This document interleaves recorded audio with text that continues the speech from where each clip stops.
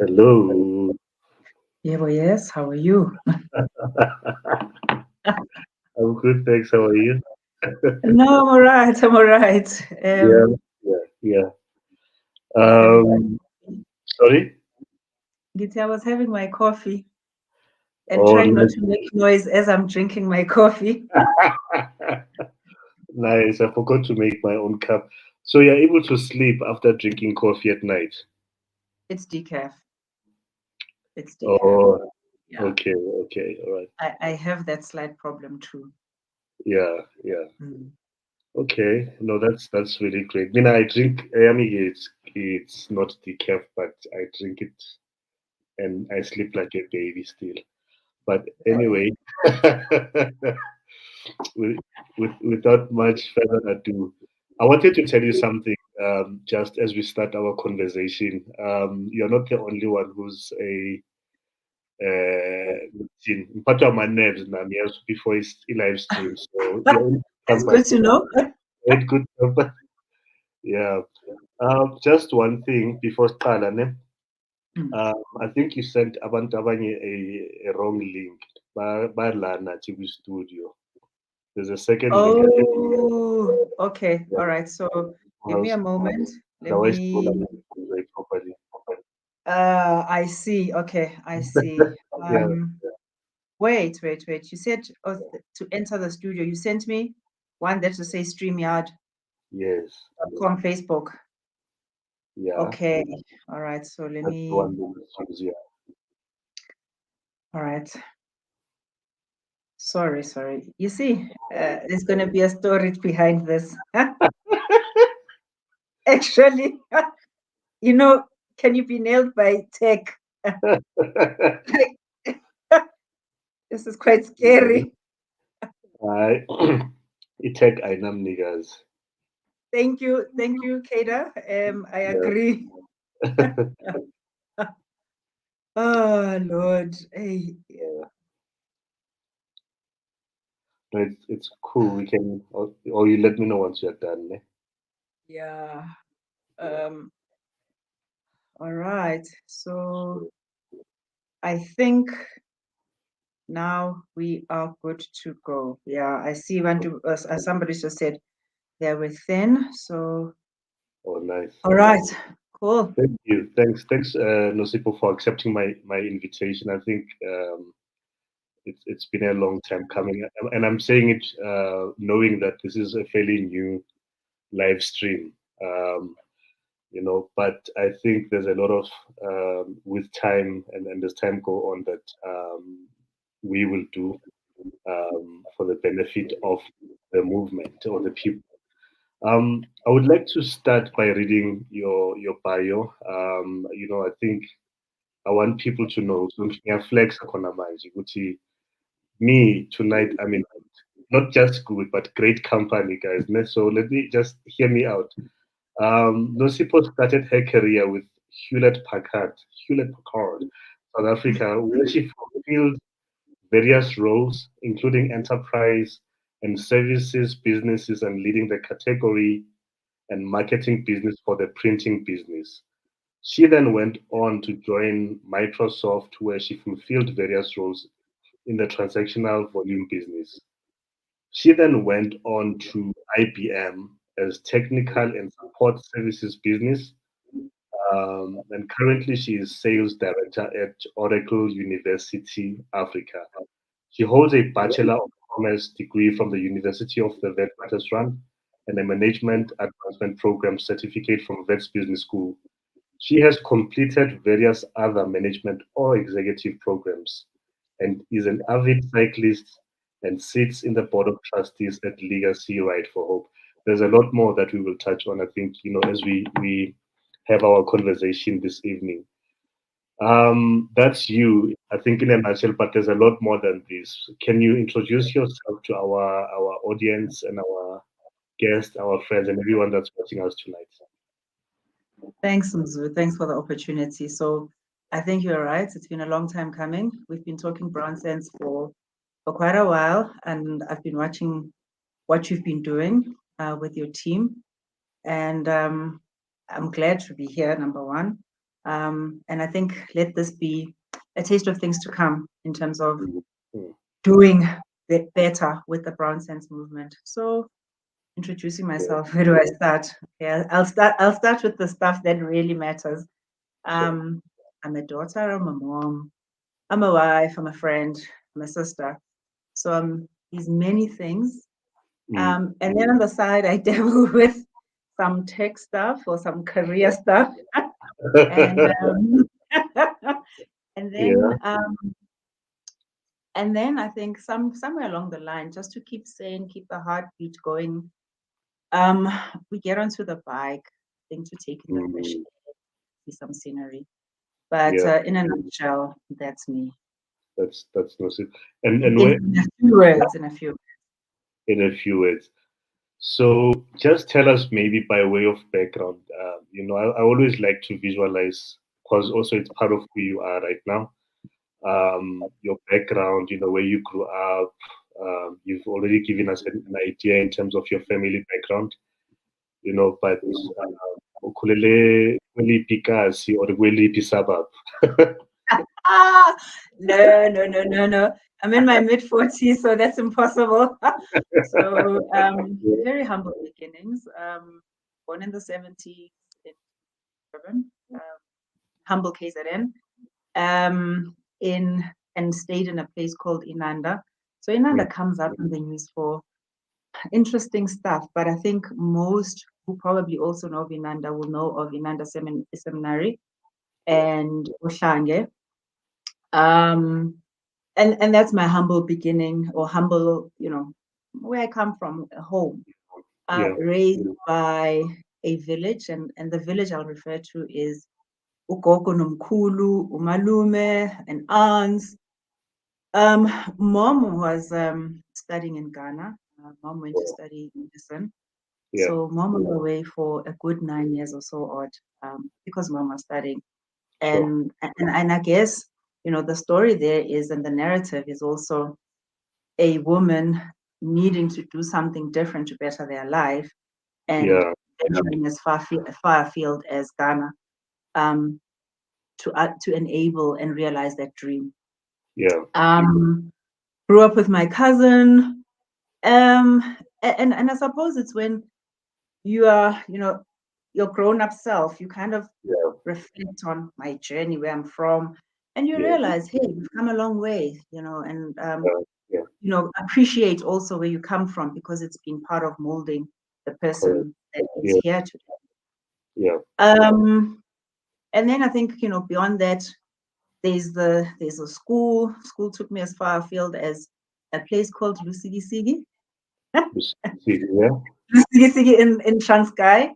I spent about a good 2-3 years in Lusigisigi, and what was then, I think, the city sub A and sub B. For us millennials, can you please tell us what's that in today's terms? So sub A and sub B in today's terms is grade 1 and grade 2. So one is old, and went somewhere, found one's roots back towards KZN. Did finish off my high school in KZN, started off at Varsity College, then found myself at Wits University doing my BCom around 95, 96, somewhere there. And I guess that the city of gold, the bug has bitten, because many years later, I think 25 plus years later, I'm still in the city of gold. And wow, what a journey, what a journey. Yes. Quite an interesting journey, and it sounds like it's quite that you've had in terms of exposure. You've been to the.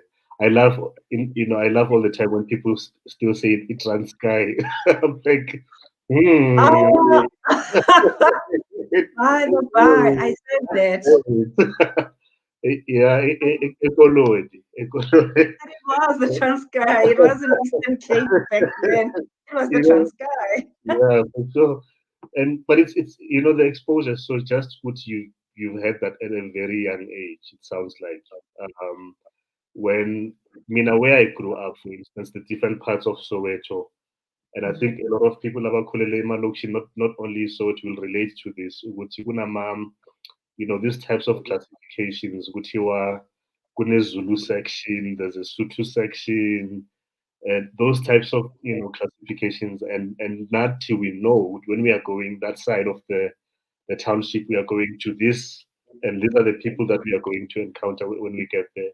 And what that does, I think, is deprive at an early age, Leo, that in immersion of just getting to know one another at a very young age.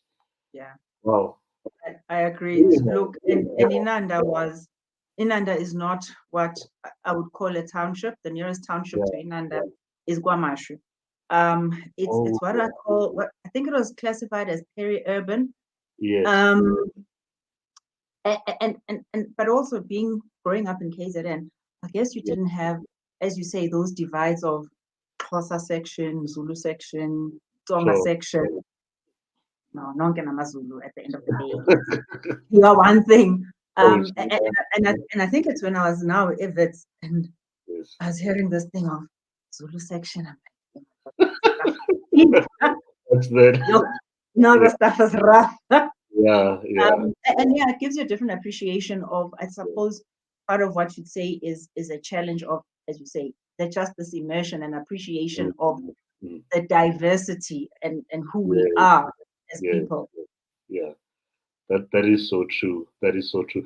So I think I would like for you to tell us about, in your earlier days, school days and all that.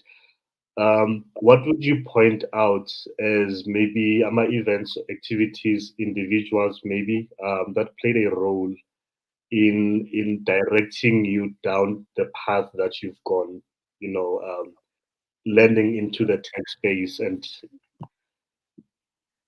what a question. So I guess home, I come from a family of, there are two doctors. My mom is a doctor, my grandfather was a doctor, my uncle was a nurse, and then I had this uncle who was Malume Boyce. He was engineering personified himself, if I may say so, although he didn't study engineering. I mean, the scientific brain, the understanding, the wanting to deep dive, tear apart things, put them together, get them to function through a different short circuit, a different circuit instead of the one that was initially intended. And I think those are things that somewhere like, what, he's just taken apart the iron. Why has he taken it apart? But I think that connection with the tech, to be very honest with you, probably came in much later. But I do recall once going to University of Natal, and we went into a room and there were cadavers. And just the mere thought of walking in, and I was like, oops, I knew I didn't have roots in the medical field. I think I thought maybe dentistry, maybe optometry. But then it just kept on coming back to this thing of, can I deal with issues of blood, etc., etc. So that was me, and kind of what was the expectation that I'd follow into the medical field. I was fortunate enough to have gone to a school called Utongati. Utongati was part of a group, was part of a school within the NEST group, New Era Schools Trust. Okay. And Putting, I think, if you're a Joburger, Putting, which is now Summit College, which is out near River Sands. And it had a similar school in KZN, which was called Utongati. I guess the history of Utongati was, in the era it opened as a school, and as a group it opened up as multiracial. And I was fortunate to have spent some years at Utongati. And we used to have what was called Project Fortnight every year. It was 2 weeks out of formal school, and various different, various things were put on offer. I remember the one year I did hiking, and I remember thinking, hey, this life is too hard. Hiking is not for me, because we were hiking in the Drakensberg for 7 days with tents and stuff. That was just like, it's too much. And the one year I chose marketing. And marketing just opened one's eyes into the world of business, the subtle play of words, pictures, and influencing people on brands, driving choice of things that they buy, things that sometimes you didn't know that you want. You find yourself wanting it. And it's then I knew business was where I was going to be. And what I was going to do, I think that one was like, Sabona Pambi. And I suppose also there was some level of disappointment at home that you're not venturing into medicine. But I come from a home where I also have an aunt who's in the environmental space, and I have an aunt who's a librarian. So the world is kind of like the pearls you oyster. Well, no, let me not use that. You could do what you really wanted to do, trial, venture. And there was that openness at home, and you could have these conversations. And as guys, I'm going to do a BCom. I don't know what, but I figure I'm going to do a BCom. I actually can't remember what was the real driver for me to do IS, information systems, in my first year. But come Varsity College, it was a class of about 20 of us, and there were only 2 women, and I was the only black woman. And it was the most fascinating thing because the content at the time was, they were talking ones and zeros. Sure. And some of the guys, the language and the programming was like this. They were just in tune with the stuff. Sure. Where in that programming, you were kind of coming at it from, okay, the paper says this, the book says this, but reality, what does it say? But these guys knew the ins and out of a computer. And I remember thinking, maybe this is not really the thing for you. But then I guess there's a subtle thing that's playing at the back of your head that says, well, you're here, you're going to have to do it, and you're going to have to survive. Lava who think you're not going to do it, I think you need to show them a thing or two. And a few years later, you find yourself, you've now majored in infosystems. And I guess the infosystems at Wits was probably more kind of a business analyst kind of curriculum rather than really leading you into hardcore technical stuff. So at that stage as well, you're still thinking, oh, okay, this is interesting stuff coming up. I had a scholarship from Unilever. So my vacation work while studying was spent at Unilever. But funny enough, I was in the accounts department because I was actually supposed to come out as one of those to go into their finance field. Sure. And that didn't quite materialize the way it was supposed to because HP came along, and I thought, well, we can always go back to the finance world. Let's actually go and see what this tech thing is about. And that's how I ended up at HP. And maybe I shall pause there and then just let you take it in, or maybe the next, where to from there. But that's why I entered. For me, tech was, I had this job offer from Unilever, and I had the offer from HP, and I was like, finance, IT, let's go and try this thing that's unknown. And if it really doesn't work out, then at least I've got a fallback because I've got my accounting major. I can nurture that if I really find that this tech thing, IT thing is just horrendous. And that's how I ended up in IT. Wow. So you had that moment, Matrix, which is it the blue pill or the red pill moment? Which Yes, I did. And it was a difficult one because, at home, the safety net was Unilever. Unilever is a company that we grew up with, at least even in the household, Unilever brothers, you're using the products at home. And now when are you deemed as, how dare you turn your back on Unilever when you just educated with the junior scholarship? When Amanje Usuti, thanks guys, goodbye. So yeah, there was a bit of tension, especially because now this HP is like, hey, Hewlett, what? Wow. Well, I would say it looks like you made the right decision. tell me something now. Now, one of the things that we tend to hear, or the narrative, that as far as tech and women, especially Black women, are concerned, is that either there are no opportunities for them, or there's no deliberate intent or action towards creating those opportunities for them to in order for them to be able to get into those spaces. Mm-hmm. From your experience and from what you see, is it that, as in, truly no one is interested at all in giving women, specifically Black women, those spaces?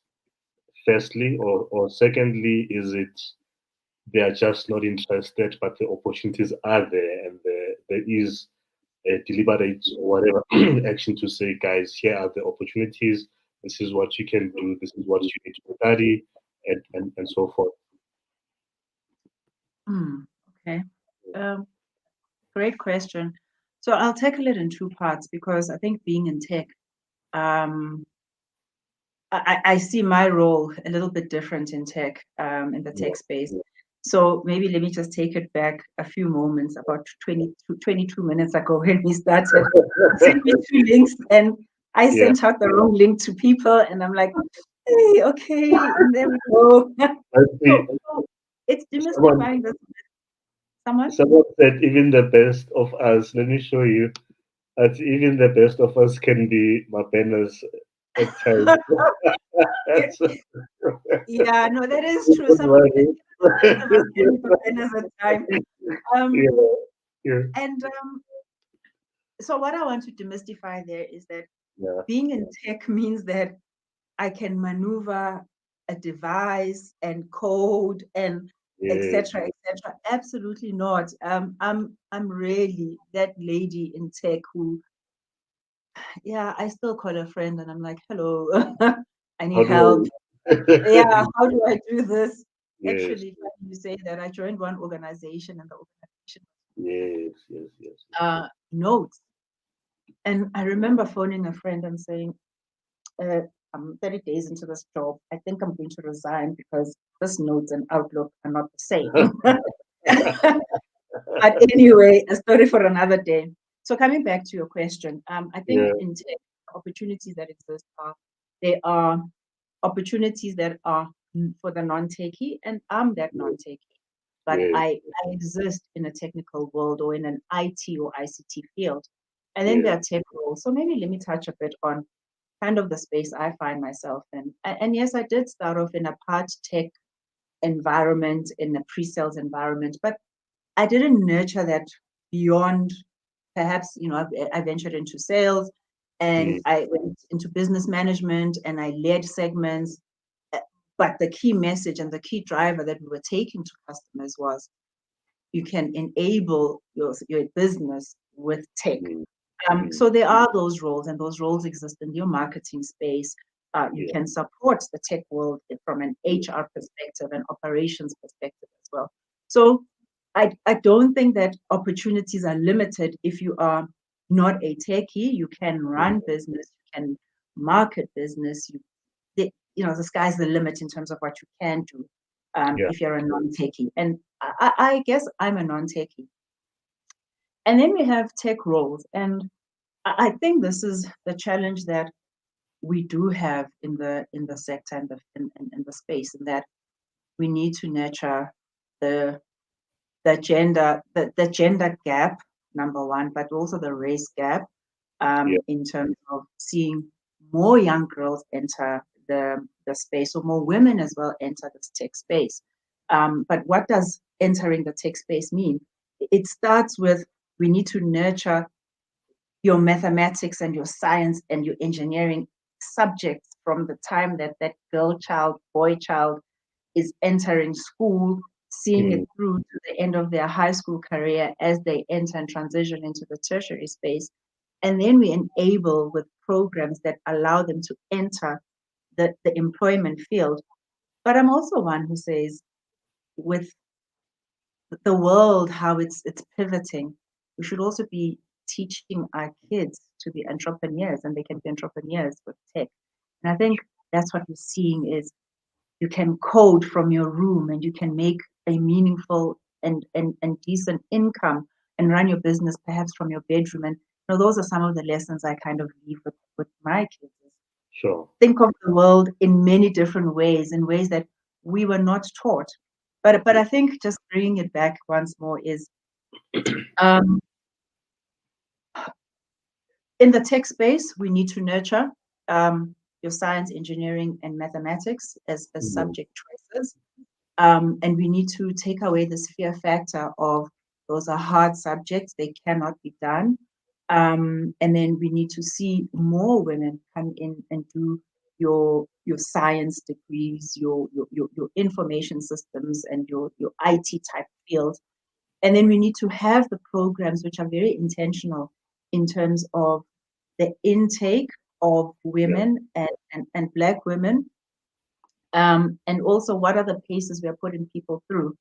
And those are your internship programs now, which will talk to you identify, a number, but what is that meaningful kind of development on the program? Does it entail, being put on meaningful projects, contributing to that project and the development, and then also I think just continuing the cycle of engaging in a dialogue, but in also saying that it is lonely, and I think in the loneliness we need to ensure that we empower people with mentorship, with coaching opportunities, so that we take away that sense of it's a scary world. You walk into a room and it's just men, and and this is part of, I think, one's reality. One of the businesses I led, I just knew it.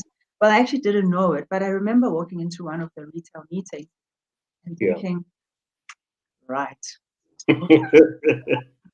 Firstly, there's no person of color, and there's no woman of color, and we were such a long way away from that. And it's only, I'd say, in the recent past, you're kind of seeing some of that transformation shape itself, but you still have this gap because it's either way too entry level and then also way too senior. So there's kind of nothing here in the gap that shapes and molds this picture of there's an option, there's a possibility for me as well to grow and see myself rise up within the ranks. Wow. Well, you've really touched on something very key in your earlier part of answering the question, which was basically unpacking the tech space. Angithi, most of us think, and Hollywood and the media play a big role in this. Geeky kids who can code, sit in coffee shops, abanye ngama laptop busy like typing. Yes. And that's kind of how we've gotten to see it as. You've made me think of something else now. So there's the part here when you talk about the intake, of Black women, or creating those opportunities where they can come in, whether they come in as interns and whatever other roles. Now, inside the organization, and I'm going to frame the question this way, maybe based on my not experience per se, but things that I've observed in my area, which is law. Where you find yourself as a lawyer or a young Black lawyer in this big law firm, ungene because of the numbers, right? They have to do to meet this quota or the numbers. But now that you're in this machine, you're not given quality work that is going to help you grow as a professional. Is this something that you've seen in the tech space where it's like, okay, Ozani, everyone is now here. We've ticked all the boxes. Now that we are here, maybe you either do some mundane thing that's going to kill your brain cells and not grow you and nurture you and give you more opportunities. Is that something that you would say is there or is in place, or that you've seen in your journey within the space? So that was me. I started my roots. I remember graduate program, and at some point I was going through manuals on which screwdriver to use to change a disk drive. Yeah. I did these courses for like 2 weeks. Yeah. I'm like, yeah, man. I didn't go to Wits to do this anyway. This is not what I want to do. Had a meeting with HR. I'm like, come, let's go and sit down and have coffee. And the things you do when you're young, actually, some days I now sit and I reflect on this action and I'm like, my 22-year-old self was, rather, I don't know whether to say stupid, brave, but anyway, the point was, I then said, guys, really great that you've offered me this opportunity. This is not what was my intended design. I'm not going to wear hard hats and hard shoes. But keep the pay. I'll stay at home. When you've now decided what the program really must mean, call me and I'll be back. And look, Mzu, I think it could have been said differently. I probably didn't know better at the time. We just went with the flow. Yeah. And it didn't backfire. I think that's probably the message for me. It didn't backfire at the time. And maybe I had a mature set of people I was dealing with who then quickly said, no, that's not what we want. Yeah. And they thought about it differently. And voila, I found myself in something where was more meaningful in that you weren't doing the filing. And as you say, that mundane task where you think, I have to be at the office and by 10 o'clock, my brain will be fried. Not fried because you are thinking, but because you're just not stimulated. Sure. So I think I think your question where you're angling it is, in corporate, is this maybe part of the challenge? I do think yes, but I think where some of us play a role is we've been there before.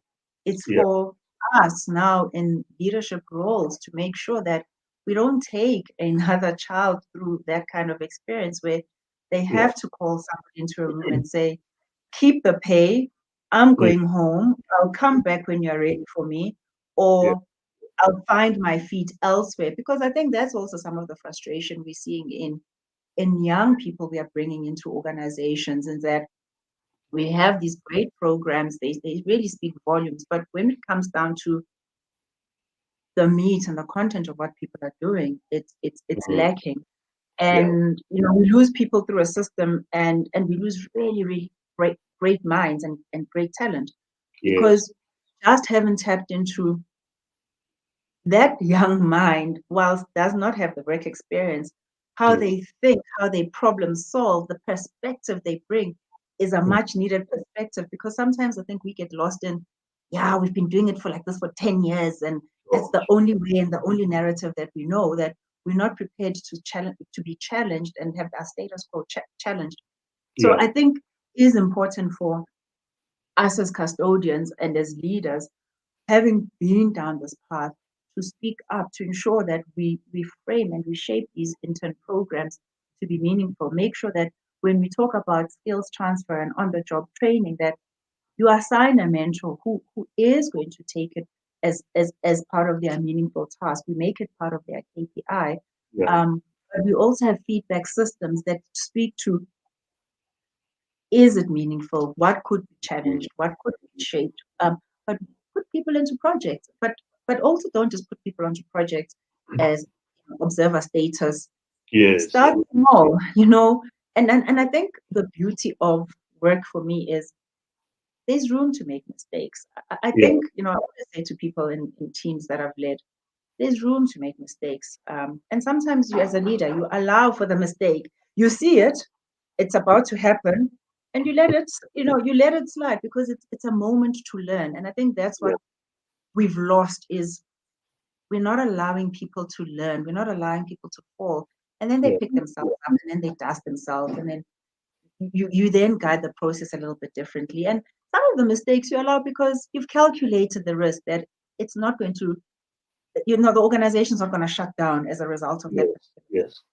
But I think in a nutshell is we need to challenge the programs, but we also probably need to focus less on the volume of people we put through, but rather the quality. So I'd rather work with, we have 5 recruits, and we make sure that we do the right thing to develop and skill them up, but also ensure that we place them, because we shouldn't be driving numbers and then we can't place people into employment. because that's just another frustration. Yes. And then you walk around with, with graduates. There was somebody I was telling, actually about 2 months ago, an intern who just moved from one graduate program into another. And I remember saying, you need to work on removing this tag of graduate now away. Because once you're a graduate for 5 years, Sure. 10 years later, you'll still enter a room and you'll only be remembered as the graduate. And then all of a sudden, doesn't matter how brilliant something you've said is, there's this tag. It's like, the graduate said it. Mm-hmm. And that's also our role, to ensure that we make Mm-hmm. sure we remove these tags from people, so that they Mm-hmm. don't get stuck and badged as the graduate forever and ever.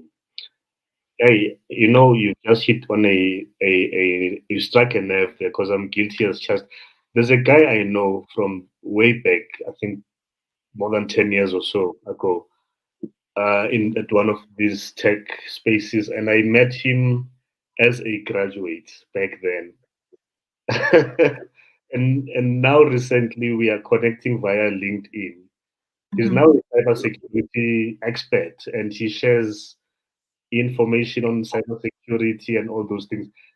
And I've been guilty of, when I catch him posting, I'm like, oh, it's that graduate guy. You understand? And so the mind is still there. You understand? And unfortunately, he's long overgrown that role or that title, and he's now a subject matter expert in one particular area.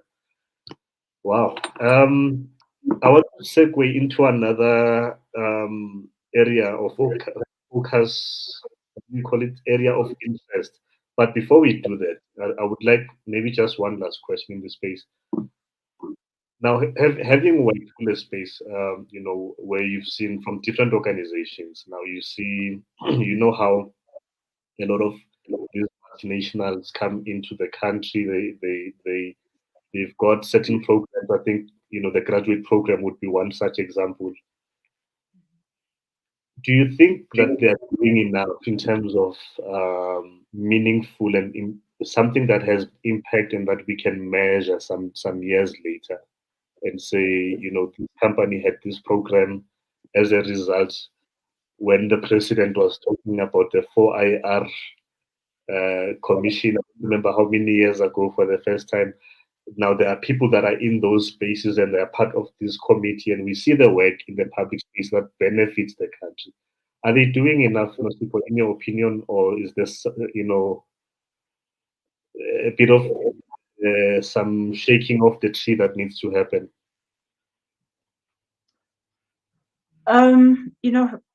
So I think, firstly, the multinationals are certainly doing a lot within, I think, the tech space, and at a country level, and perhaps initiatives on diversification.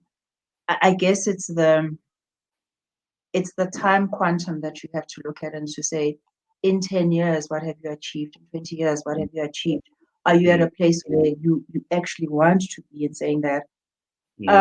Taking it back 6 months or so ago, I attended a global women in tech conference, and what stood out was the issue of women in tech, as in the technical roles, is not just systemic to us, as it's not an African diaspora story.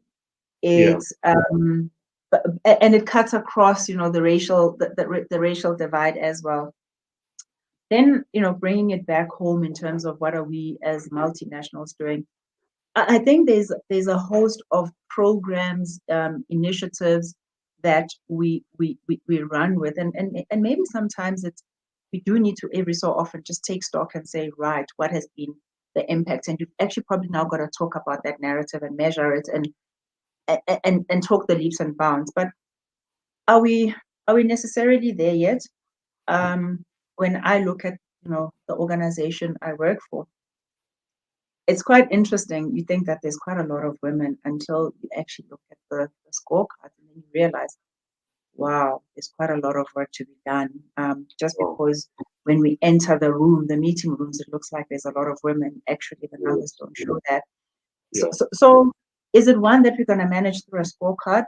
I don't know whether that's the right answer or not. I think though, you've got to be intentional. You've probably got to be vocal about it. And there are areas where you are going to have to take a hard line around the decision making on either this is how we recruit, this is how we are going to develop. You want to see that. So your question has many areas I could touch on. I mean, there's areas of touching on when you're already a woman in a particular organization, like myself, for instance, or other women within organizations in tech. I guess the starting point is, are there opportunities for me to grow? How do I tap into those opportunities to grow? I think there, what we need to be enabling is making sure that we disseminate information, we bring people into the boardroom. And when I say just into the boardroom, I don't literally mean, we're going to have everybody as a leader by tomorrow, but we need to talk about the journey to get to a point. And each point, what does it mean in terms of the outcomes that you need to deliver and the things that you need to bring to the table. So now I'm talking about a woman already in an organization. I've been privy to, being part of, currently, I'm part of a women's leadership community. And our role is to make sure that the women in our organization are aware of programs of, growing, performance management, speaking up, but also being clear that a woman and a man don't enter a room and don't bring the same level of energy. A man can walk into a room and quite simply say, I need my 50% salary increase, and not be shy about it. And men don't prepare for that conversation, whereas we're like, I think I need 10%, but we're shy about it. And I think those are some of, these are some of the programs that are talking about, we all need to be conscious of the differences, and the fact that we enter rooms with a different kind of energy, but we manage differently because of, women, we say, are softer, have a different way of problem solving compared to men. And I think it's this immersion which must come together to deliver on those outcomes. And then there's you bringing in interns into the field. And I think there, the programs, we've really got to make sure that as a leader, as my role when I look at programs like internship programs, it's important that I understand the expected outcome, and what does the path look like for the person who's coming on. Don't say develop somebody for 9 months and then they can go out and look for a job in some kind of deployment space, because they're not going to get there. They're just going to have more doors shut. So we need to look at things like, is the program going to be a 2-year program? But what does it mean for that person on that program? But also, typically, what's the kind of role they can enter? But we're at the forefront of, we're the multinational, and we have an ecosystem of partners. Those partners is where we must also place this young talent. That we must get the partners to commit to taking people so that they are in employment and they continue to grow. And then I think there's the initiatives that you will drive that talk to community, shall I say, community building, where we now have programs on offer that talk about, and particularly in my space, skills upliftment, skills development, going for that, keeping your brand being top of mind as options for coding, technology and platforms that people will develop their programs on, etc., and build their businesses on. And that we do need to be nurturing from that kind of youth space. And that youth space is, for me, it starts off, at that point where they're young, get them coded, move them into the next stack. And I think there's quite a lot, but sometimes maybe we need to think about just how we aggregate this, because there's a lot of these programs, and I think you can get lost in these programs if you're not quite clear on what they are, how, where they're supposed to take you as well. A long way to answer your question. I think there is a lot that we as the multinationals are doing in the various spaces. But sometimes I think the key thing, and this message is probably now talking to somebody who's entering the workspace and who's already in the workspaces, We're not patient. We're not patient. I want it now. Yeah. Not, I don't want it tomorrow. And we're not ready to hear the feedback and continue to nurture and just develop those areas that are being flagged as, look, it's an area of development, focus on this because we want it now. And I guess, a message to a young person, I would say, and a message also to a professional in this, who's finding themselves in that middle management tier is be intentional about seeking feedback. But also put the person who's giving you feedback pressure to say, be specific and be meaningful, and be constructive so I can shape what my learning and my next step will look like. Sure. Wow, that's powerful. Thanks for that, those insights. I'm just looking at the time, and I'm mindful that you've got load shedding. I'll switch to. Unfortunately, I've got a backup. I'll switch to that, but we've got 12 minutes. Yeah. Just quickly before we move to the next topic, you just reminded me of. So we've BrownSense is curating a trade show at the Rand Show in hall number 6 at the Rand Show. One of the merchants is a company called Ambani Africa, Ambani. So they're in the edutech space. And what they do is that they were showing me how it works yesterday. So they've got the app both on iOS and Android. You buy a book, so it's got animals. It's for kids. So there's an elephant or whatever. So it's meant to teach kids the name of the animal in their language. So if it's Xhosa, Chivenda, or whatever, it does that. But also it gives the sound that the animal makes. So you take your phone, on their app, you scan the page where that animal appears, and then it pulls it out and it makes the sound. So if it's an elephant, you get an elephant sound.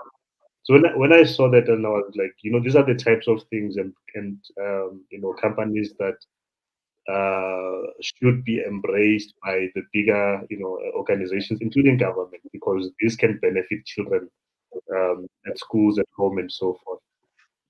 Anyway, but come through to the and for those who are watching us to the Red Show, there's a lot more Ambani Africa and more talented merchants there. Tell us about your cycling interests. You're an avid cyclist, and how did that start? How long you've been doing it? Maybe advice to someone who might be an aspiring cyclist to say, you know what, this is the kind of bicycle you must start with. Don't go for cheap. Is it a price thing or those kinds of, because some of them are tired. Yeah, also. That is such a loaded question. That is so loaded. Yo. So I got into cycling. My hubby, he got into cycling, and 2-hour rides would become 4-hour rides. I'm like, you know what? Rather just join them in it. And honestly, that's how it started. And we got a bike, took it out to Northern Farms. I think in the first 2.5 kilometers, I had a tumble, bent the wheel. It was just a disaster, but we were there with the kids. So I pushed the bike back to home base and I waited for Ken and the kids, because the kids were like, all right, Tina, we're here to cycle. And it's been an interesting journey of you get on, you get off the bike, you get on, you get off, and eventually you say, but I'm not improving. So let me just try to be consistent. But it's my gym, it's my exercise, it's what keeps me healthy. And for me, it's what gets my heart ticking. But in saying that, the cycling has also allowed me to do a whole host of other interesting things, because it's created a network. It's introduced me to some really fabulous personalities, if I may put it in a nutshell. You asked a question of a cheap bike. The matter of budget on a bike for me is relative. It's about how much you want to spend. I always say there's a bike for every budget. Unfortunately, most of us, we enter a shop, and the first thing the salesperson, and look, it's their job. The first thing a salesperson shows you is it 100,000 rand bike? And you're like, yo, Yeah. that's the school fee plus, plus, plus. And you're like, I can't do this thing. And I think for me, just in an entry point, it always helps to talk to people, try it out, find places where you can rent one. One, I think, to decide, is this something that you really are cut out for? But also it's the why. It's your why. For others, it's been I get to spend time with my family. It's an activity I can do with my kids. But for others, it's I've been running. I've hurt my knees. The doctor maybe suggested something with less impact on the knees. And it's cycling. But just in a nutshell, there's a bike for me, for everyone. Sure. With cycling, I've been able to work with, and I sit as one of the trustees of a foundation called Ride4Hope. Yeah. And 2020, in the midst of trying to, plan an upcoming tour, which is from Soweto to Howick over 4 days. And its intention then, the pillar we were targeting was education. So fundraising for education initiatives. We found ourselves in COVID, we couldn't go on a tour, and we went to market with a virtual event. But with the virtual event and with the partnership we have with the Nelson Mandela Foundation, we found ourselves fundraising for food security. So it was no longer about education. And not to say that education wasn't important, it's just at that particular point in time, food security was probably the topical thing. Fast forwarded to last year, similar initiative, which was talking to food security. And then I hope that in 2023, in 2022, our installment of initiative is going to now talk, circling it back to education. Because the first tour I went on, I remember being in one of the township schools, and what an eye-opener. You start realizing that there's a lot we've forgotten about our roots. There's a lot that we need to do. It's easy to say government must do, government mustn't do, and hasn't done. But be part of shaping a solution. Whilst it might not impact millions, even if you impact 20 people, it's 20 people that you're impacting. And that's what I love about the foundation work that I do with the. Oh, there's a dog there. That's what I love. I was wondering what's there. I'm like, but what's going on? And that's what I love about the work that I'm doing there. But cycling has also got me to venture out into, working to make and drive some transformation in the cycling sport from the federation perspective. So I'm involved. I sit as the youth transformation commissioner for Central Gauteng, and having some pretty tough conversations around what does change look like, and there's still a lot of work to be done, a lot, because you cycle and you think, I'm seeing a lot of brown people on bikes, and you're going to see lots of kids on bikes, but then you start getting to, we need to provide the access to the bikes. We need to provide the skills, etc., etc.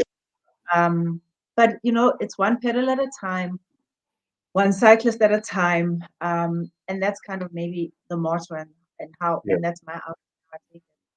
Wow. So tell me, if one wants to play a part in Ride4Hope, is it open to the public in some form in terms of whether donations or? So the public will engage with Ride4Hope through participation through our activities.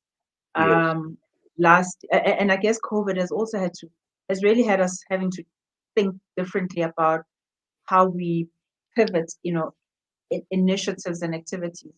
But absolutely, from a fundraising perspective, the public is more than welcome to reach out, and we'll find those spaces and those initiatives, and the call to action actually to drive to get the fundraising done to ensure that we are spending the money in the right area and the right activity. That's beautiful. I'm sharing the website here. I think it's Legacy Ride4Hope. That's the way. So the ride was called the Legacy Ride4Hope, and it was it was the centenary year.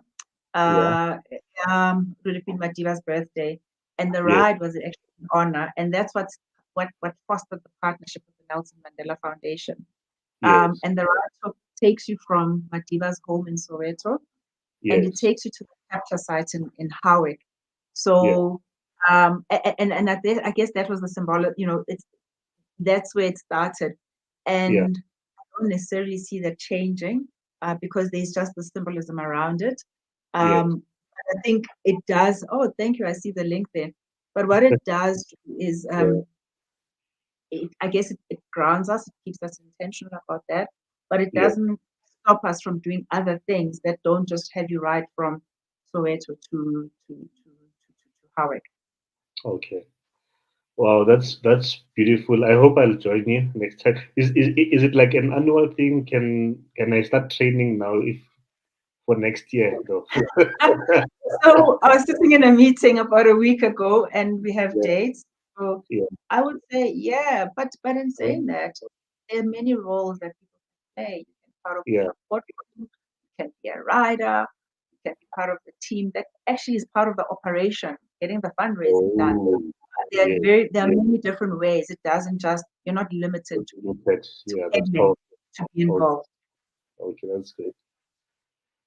Well, that's very exciting. Thank you, Nosipho, for your time. I enjoyed our conversation. I think, like I said, this is the beginning of, well, not only this interview, but many more, but also other things that you and I have been talking about. Getting our hands dirty and just doing the Lord's work. So now that you're alive and you're recording this, and many have heard you, I'm going to hold you to that. I've raised my hand to do the Lord's work with BrownSense. I'm raising it again. And those on this live stream are my witnesses. So I'm holding it. Thank you. Enjoy your evening and pass my regards to Ken. Thanks a lot, Mzu. Thank you. Take care. See you at the Rand Show. At the Rand Show, I'll see you there. Well, thanks to everyone who joined us. Bye. Thanks. Cheers. Bye-bye.